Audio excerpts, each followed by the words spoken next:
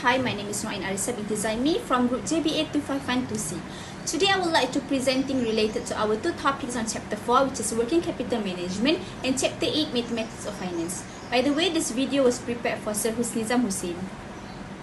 Without wasting any time, I will start with Chapter 4, Working Capital Management. I will start the presentation with the definition of working capital management, the policy, and lastly, the approach. Working capital management is a financial strategy that focuses on efficiently managing current assets and current liabilities. Working capital management helps a company to stay efficient and maintain cash flow by managing short-term assets and liabilities, where too many assets can reduce profit, while too few can lead to financial problems. Now I will move to the policy of working capital management. First is relaxed policy. A relaxed policy is considered a low-risk approach where the company maintains a large amount of current assets and adopts a liberal credit policy, resulting in high liquidity but potentially leading to a low return on investment, as current assets are generally less productive than fixed assets. Next is a restricted policy, which is a high-risk approach where the company minimizes its current asset and follow a strict credit policy, investing only the bare minimum needed. Estimates are based solely on expected income with no buffer for unexpected events, which can lead to financial strain in uncertain situations. Thirdly, a moderate policy which strikes a balance between relaxed and restricted approaches, involving a moderate level of risk and return. The company invests in current assets at a minimal but sufficient level to maintain operational efficiency without excessive liquidity. We will continue to the approach. First, hedging approach. The hedging approach is a moderate risk, moderate return strategy where a company matches the types of financing to the type of asset. It uses temporary financing to finance temporary current asset and permanent financing for permanent asset, helping to balance risk and return efficiently. Next is aggressive approach. The aggressive approach is a high-risk, high-return strategy that relies heavily on short-term financing for both current and some permanent assets.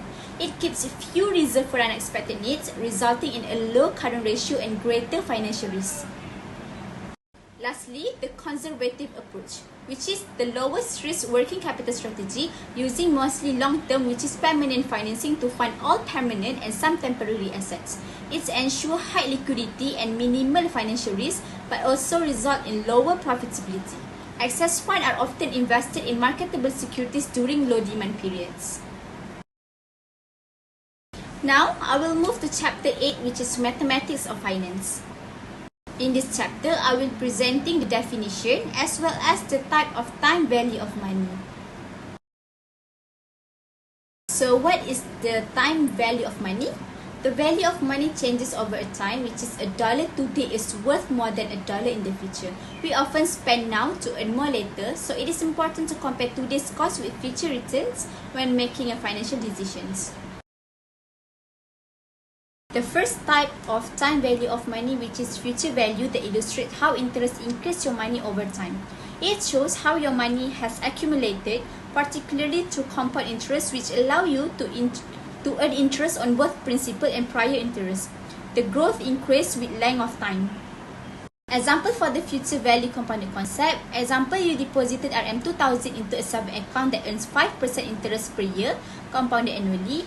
Then how much will you have after 3 years? Here's where the RM2000 known as the present value.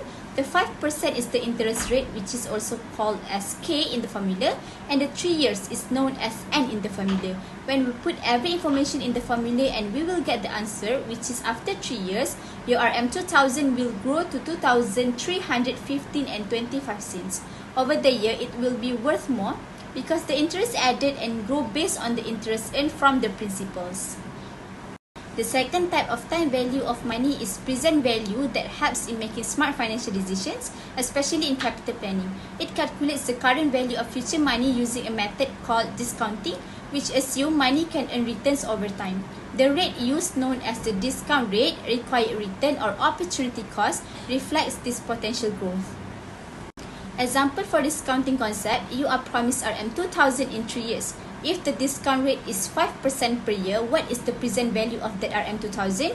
Here's where the RM2000 known as the future value. The 5% is the interest rate, which called as K in the formula, and 3 years is known as N in the formula. Put every information in the formula and we will get the answer, which is the present value of that RM2000 that we will receive in 3 years, which is RM1727 and 68 cents today. So we use this opportunity to calculate the present value of future money. That's all from me. Thank you for your attention.